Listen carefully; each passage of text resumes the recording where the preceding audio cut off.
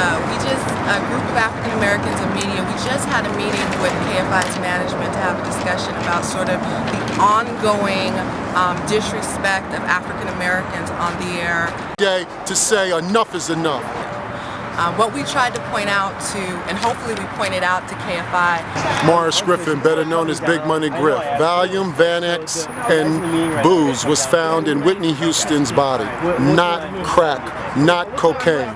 And because of that, we're asking for an extension suspension for John and Ken on KFI. So when you're the #1 AM radio station in the country and the #1 radio station in the Los Angeles market, and you have 14 shows and 13 of your hosts are white men, and you only have 1 female and no African Americans and no blacks in your newsroom, it creates and fosters an environment where you can call a black woman a crack hoe on the radio because there's no one around you who's going to tell you anything different.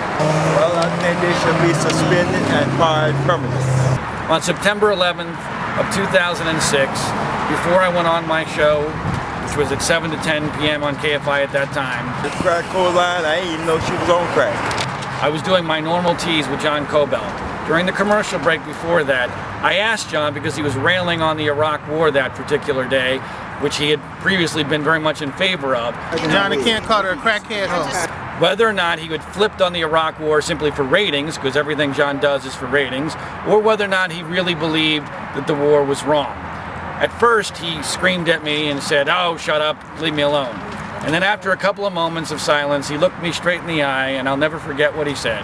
He said, "John, no, I actually believe it, because trying to control Muslims is like trying to control black people. It will never happen. It's not in their makeup." I'm saving all my love for you. For at least a month without pay. Why? Because Whitney Houston wasn't even in the ground before they called her outside of her name. To call her a crackhead hoe was too much for anybody to have to deal with before the woman was even put in the ground. And I don't even want to repeat the comments, although we do have the comments written on the sign. I don't care to repeat it.